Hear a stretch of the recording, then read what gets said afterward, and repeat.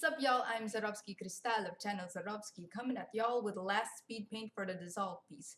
Now, I ain't able to capture everything, but the time lapse here consists of the hair, the fish, the skin redo, and the finishing touches. For those who don't know about this series, I'll hook y'all up with the previous parts and everything else prefacing this and the event in the description, event being my first solo exhibition. Recent Revelations, July 6, 2019, 4:30 p.m. Galeria de las Islas Intramuros. Daggum all of my awkward transitions. Have an opener, have a closer, but my segues are lacking. I accept comments, suggestions, critiques in the peanut gallery below. That's what I'm gonna call my comment section now. The peanut gallery. Feel free to mute and play your own thing over the speed paint if my voice ain't your cup of ear tea. I won't know.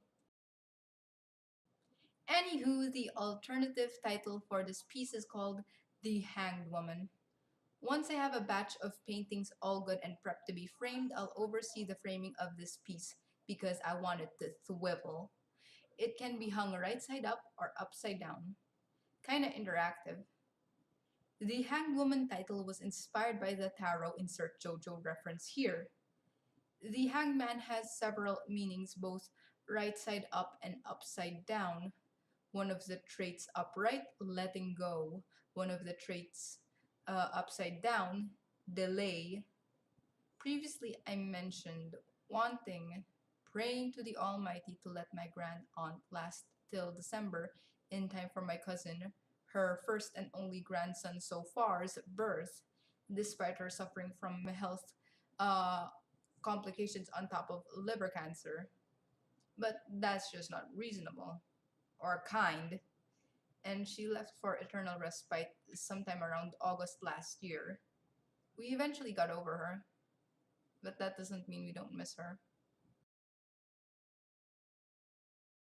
Thoughts on the medium? I'll definitely use it again for a different piece, but for this exhibition, it's the first and the last time. One of the frustrating moments?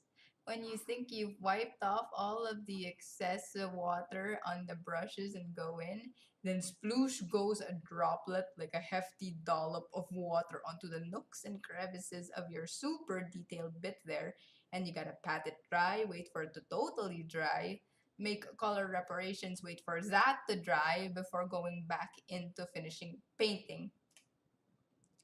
Ah, frick. But you know what? You have to deal with it. You want the beauty of a medium? You gotta make do with the learning, or in this case, relearning curve, and all the struggles that come with it. You want the satisfaction?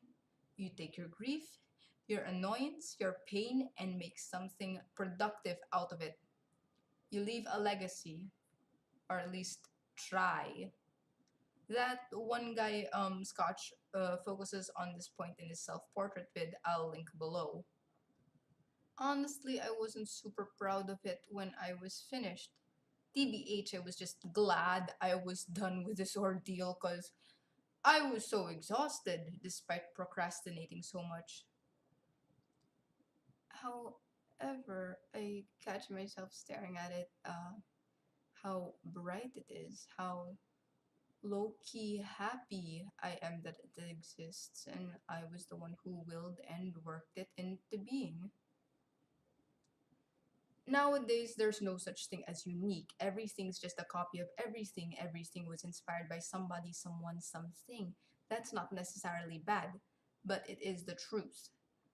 Art doesn't exist in a vacuum, and it can and also be a combination of combinations of copies and influences.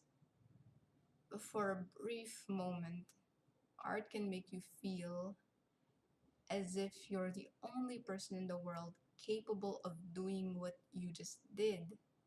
Nami, like a blue rose blooming in a field of red.